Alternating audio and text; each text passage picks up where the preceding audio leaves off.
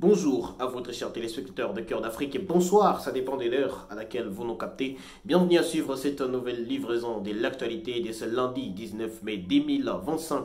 Cette vidéo aura trois parties. La première partie, nous allons parler de la situation sécuritaire à l'est de la République démocratique du Congo, notamment dans le Nord Kivu, dans les territoires des Fizi où il y a eu des affrontements aujourd'hui entre les forces armées de la République démocratique du Congo alliées aux Wazalendo qui ont affronté les mouvements AFC M23 dans cette partie. Également, nous allons parler de la situation sécuritaire en Nord Kivu. Il y a des accalmies précaires qui commencent à s'observer, mais également des renforcements des mouvements AFC M23 signalés dans plusieurs territoires au Nord Kivu. Je vais y revenir. Nous allons aussi parler dans les situations sécuritaires de l'Ituri avec Thomas Lubanga qui est rentré en activité encore une fois ce lundi. Donc nous allons revenir sur ce qui s'est passé aujourd'hui dans cette partie. Et après, dans la deuxième partie de cette vidéo, nous allons parler de ces réfugiés rwandais qui ont été rapatriés par l'AFC M23 aujourd'hui avec l'accompagnement du HCR.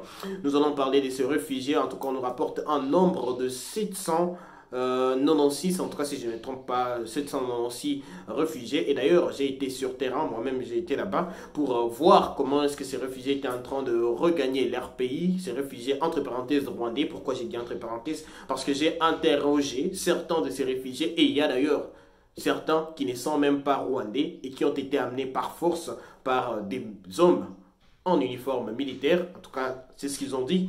Et ce sont des citoyens congolais qui ont été amenés par force au Rwanda et qui ne savent pas qu'est-ce qu'ils vont faire là-bas parce qu'ils ne connaissent personne là-bas et ils ont été assimilés aux réfugiés rwandais. Nous allons en parler dans cette production, mais également dans la troisième partie, nous allons parler de cette affaire de Joseph Kabila, le Sénat, la commission nommée par le Sénat qui veut auditionner Joseph Kabila après l'auditeur de la cour militaire. Donc nous allons parler de ces trois sujets, donc trois parties de la livraison de l'actualité.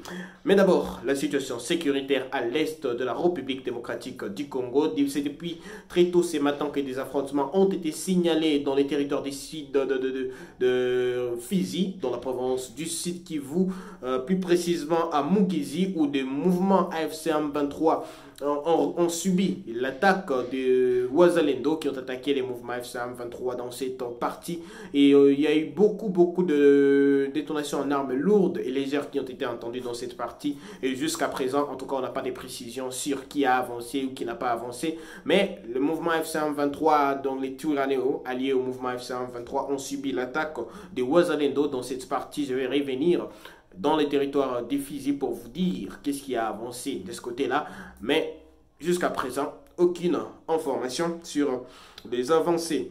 Et puis parlons du Nord Kivu, où la population des Kalembe dans les territoires des Massissi, oui, et la population aussi des Kalongué, un petit dans les territoires de Walikale, alerte sur des renforcements en hommes et en munitions des positions des rebelles de l'AFC M23 dans les agglomérations que je venais de citer, donc dans les territoires de Walikale, mais également dans les territoires des Massissi.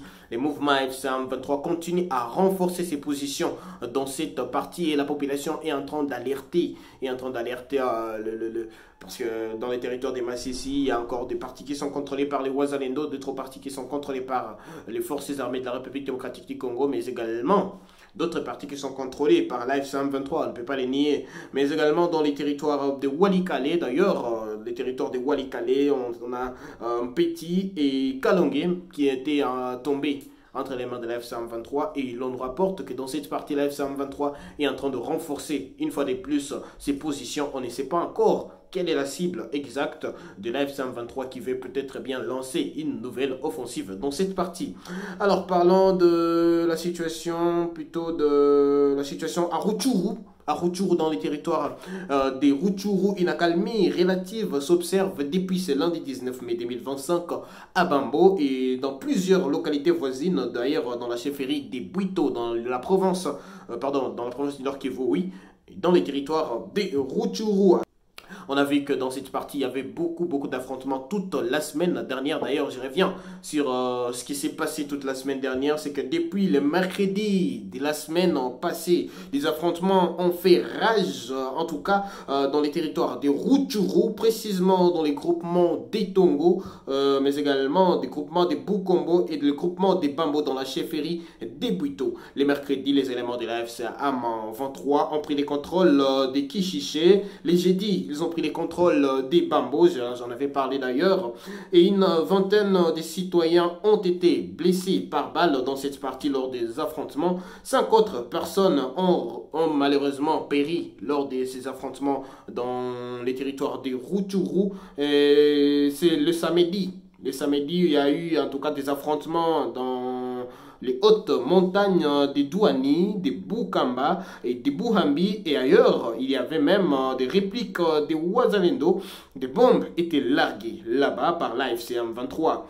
Les dimanches, qu'est-ce qui s'est passé? C'est que des bombardements ont continué avec les armes à longue portée, des armes qui étaient installées au niveau des Kaunga pour pilonner la partie des Buito dans les groupements des Tongo où l'on compte encore une fois de plus au moins 3 blessés parmi donc, les civils, dont la majorité a été conduite au niveau de l'hôpital général des Bambo. C'est un témoignage d'un notable des défenseurs des droits humains dans les territoires des Rutshuru. Alors, qu'est-ce qu'on peut retenir déjà dans les territoires de Rutshuru, parce que je venais de revenir un peu sur ce qui s'est passé à Rutshuru toute la semaine, mais c'est qu'on peut retenir qui contrôle où. Alors, pour des plus amples précisions, c'est que le Wazalendo dans cette partie contrôle d'abord la localité de Kirima, la localité de Kishiché. Kishiché, on l'a vu, les M23 qui avait pris Kishiché et 2 jours après, les M23 ont été délogés par les Wazalendo de Kishiché et on nous a rapporté que les M23 se seraient retirés. Mais selon les témoignages dans cette partie, c'est que les M23 ont subi encore une fois l'attaque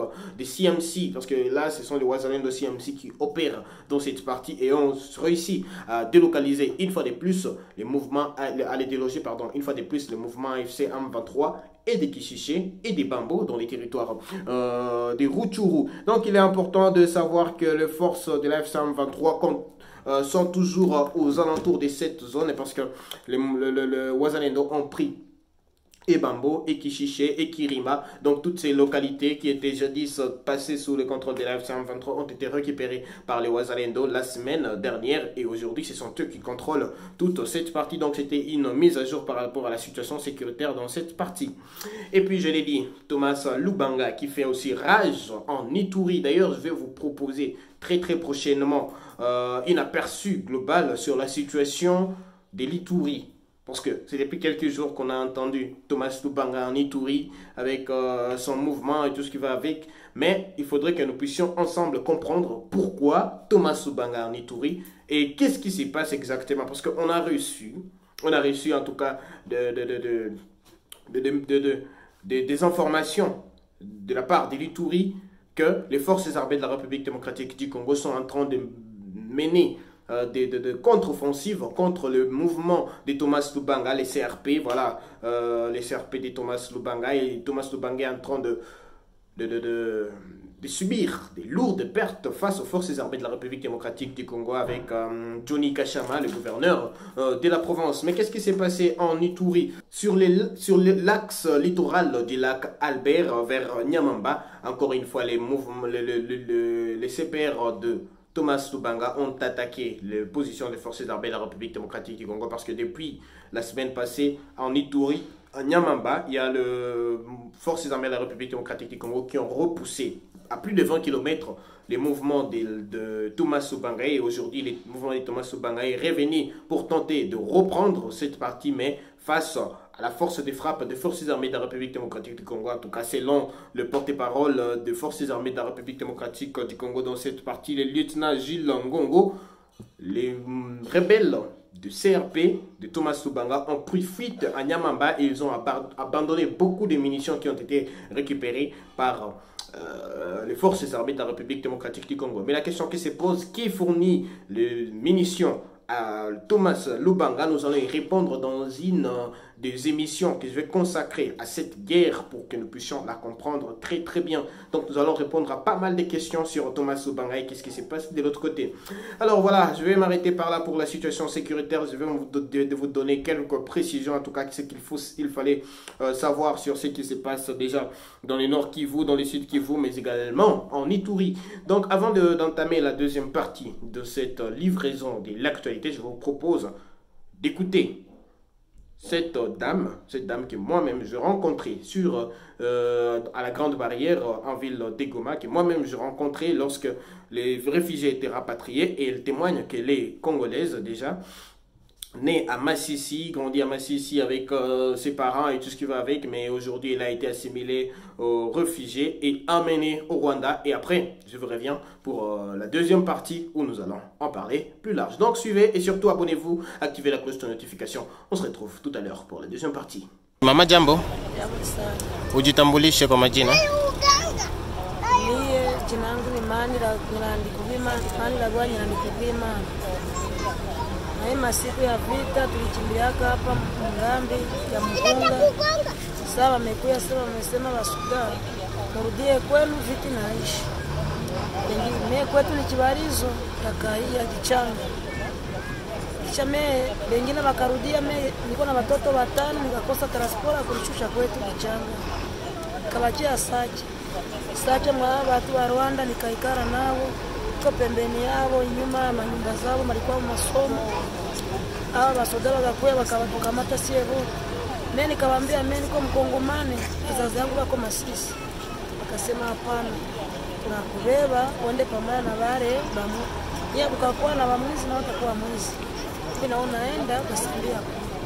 Ndio vile jamaa yangu iko Masisi. Babangu alizaliwa Masisi na mamangu bote. Sasa kwa Rwanda sina ndugu huku. Sio kama ndafikia wapi. Na Kongo ulikuwa ishi namna gani? Kongo nilikuwa mlimaji. Kwa pale Masisi. Hivi sasa unawaza utafikia wapi sasa unavuka Rwanda? Mimi sijui huku, na mimi nimewaambia kule fasi tumefikia tulikuwa. Nimewaelezea, wamesema hapana, si huko hatuna dua kurudisha. Dasambia kule. Mimi niko naomba Mungu asaidie tu nione kama ndarudia Masisi. Na uko na bwana na watoto? Na bwana nimemwacha Masisi. Yali bakia kule wakati ya vita. Yali bakiliaka kule kwetu. Alirudia mbele na mwingine mtoto wawili, mimi nikawajana watano. Ndio mimi niko naomba itaji tu nione kama mnaweza nisaidia mimi narudia. Maana umesema hauko Munyarwanda lakini uko bali kubeba tu mu wengine. Ndio. Okay. Na walisema kama mlikuwa mnafungiwa huko, eske ni kweli? Ndio. Na banani walikuwa wafunga? Basoda wakati ya vita wala mbele ya vita? Mwai masiku wamekamata. Mmefanya siku ngapi na mko nao? Tuko hapa pata tulikuwa. Juma moja. Kesho leo siku ya pili. Ndio. Walikukamata siku ya kwanza ilisha jana.